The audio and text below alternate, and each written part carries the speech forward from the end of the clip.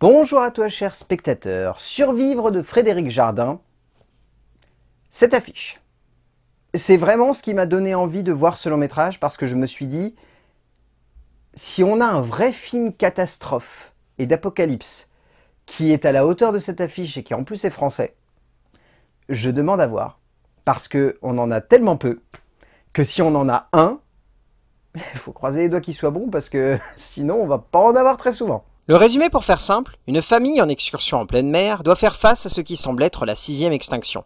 Alors que les mers et les océans ont échangé avec la Terre, la survie commence pour cette mère, ce père et leurs 2 enfants.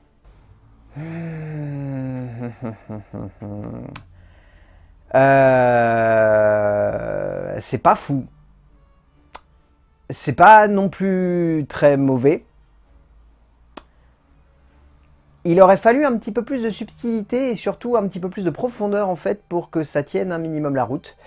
Parce que je dirais pas que le film de Jardin est vraiment nul, mais il est tellement premier degré et linéaire que par moments il en devient terriblement banal.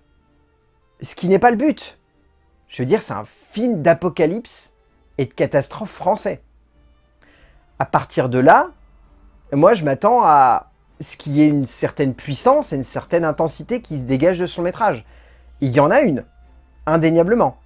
Elle est plus due à la mise en scène qu'à la manière avec laquelle cette histoire est racontée. Ce qui est un petit peu problématique selon moi, parce que typiquement, les films d'apocalypse et les films catastrophes, s'ils tiennent la route, c'est parce qu'ils sont emmenés par une logique dramatique qui consiste à mettre en perspective non seulement des personnages, mais surtout des personnages par rapport à leur environnement. Or là, voilà, disons que par moment on a l'impression que le concept de base est limite proche de la maternelle, ou alors du complotisme de bas étage, mais ça n'est que mon avis et je pense que les auteurs en sont pleinement au courant. Et le problème, c'est que le reste du temps, il n'y a aucune profondeur, aucune intensité, aucune nouveauté. C'est un film qui ressemble à plein de films catastrophes qui pourraient sortir n'importe où dans le monde entier. La seule petite anomalie étant que ça soit français. Donc pour ça, j'ai un peu envie de sauver le film, mais voilà, est-ce que ça suffit à en faire un vrai bon film? Pas vraiment. On voit clairement très peu de films d'action ou d'aventure en France, que ce soit parce que les auteurs chez nous ont peur de ce genre, ou peut-être simplement parce qu'il n'est pas simple de mettre en forme et de développer un ensemble qui tienne un minimum la route et ne tombe pas dans le cliché. Pour le coup, Frédéric Jardin tombe en plein dans le cliché pur, ne cherchant pas forcément à l'éviter ou à aller dans une direction surprenante, mais pour le coup, le cinéaste semble vouloir en partie assumer cela, le temps d'une œuvre grossière, maladroite, souvent proche du Z, mais cherchant plus un B, qui n'est pas toujours solide, mais qui s'assume en un sens tout du long du film. En termes d'écriture, donc c'est le duo Matt Alexander qui s'occupe de l'écriture, Alexandre Coquel et Mathieu Lenaour. Je commence à cerner un petit peu quel est le concept de ce duo de scénaristes en tant que création audiovisuelle. C'est de créer des concepts de base qui peuvent être plutôt alléchants et plutôt fun, mais d'en faire des films qui du coup sont hyper linéaires par la suite de l'évolution du récit. Ce qui me dérange avec Survivre, de manière profonde, c'est que c'est un film qui part d'un concept qui peut être amusant, mais que clairement il faut voir comme un truc un peu Z. Parce que je veux dire, à partir du moment où on te dit une inversion d'épaule qui fait que du coup l'océan et les mers se retrouvent à la place des terres, alors déjà j'ai envie de dire, si à la base l'océan et les mers sont à leur place, c'est parce qu'il y a un niveau et une profondeur. Et je veux bien croire que l'inversion d'épaule ça peut faire des choses, mais ça va pas inverser la gravité. Voilà. Je me débrouille avec ça. Les complotistes, amusez-vous avec cette théorie. Mais voilà, c'est ce qui me gêne en fait, c'est qu'on est vraiment sur un truc où le concept est drôle, mais il faut vraiment accepter la suspension d'incrédulité pour ensuite se dire vas-y, je me laisse embarquer par ça.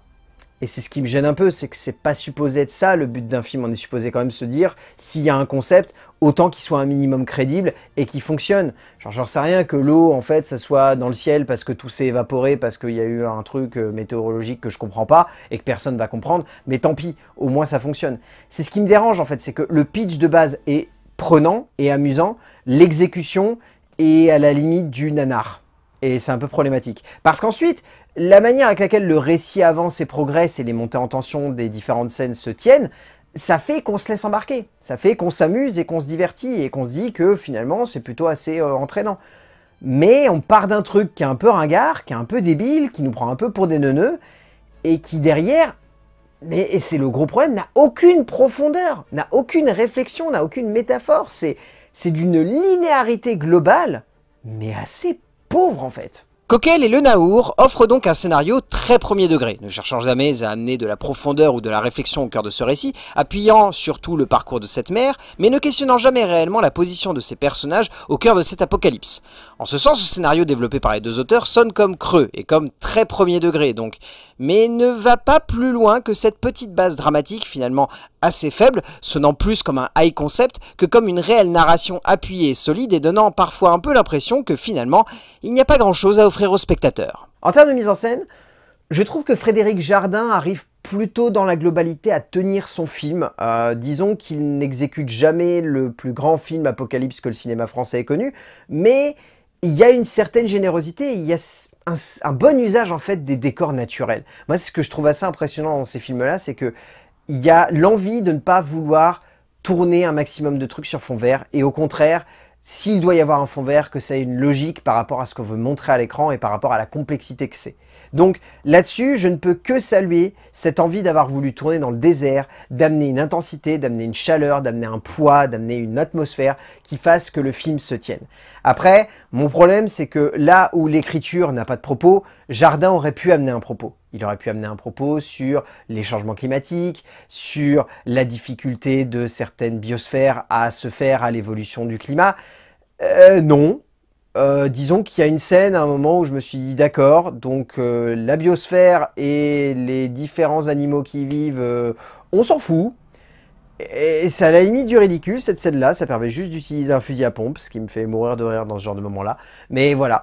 Disons qu'en fait, c'est le grand paradoxe de ce film, ça semble être un film qui a été fait dans l'envie de vouloir être à la fois un film d'apocalypse et de catastrophe et en même temps d'avoir un petit message écologique. Et pourtant, à aucun moment ce message n'est réellement convoqué, ou n'est réellement ou correctement amené.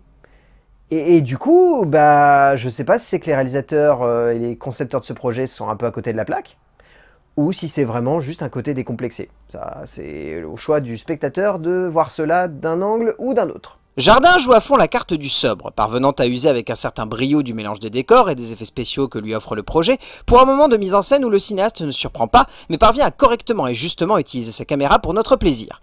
Il est indéniable que le metteur en scène ne va pas forcément user plus que cela des opportunités de son concept, cherchant presque uniquement à jouer la carte du direct et non de la montée en tension de l'ensemble du récit, mais cherche à aller dans un aspect plus divertissant, plus actionneur à l'américaine du film, pour construire un blockbuster à la française qui sonne plus comme un DTV solide, mais sans plus.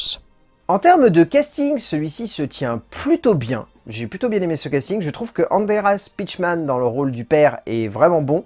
Il a une belle manière d'interpréter le personnage, ça fonctionne très bien. Lucas Elbel ainsi que Lisa Delamare dans les rôles des enfants sont également très convaincants. Je les ai trouvés très justes. Jamais dans l'excès, et pourtant ça peut être très compliqué dans ce genre de film, mais vraiment ça fonctionne bien. Arben Bajraktaraj est bien.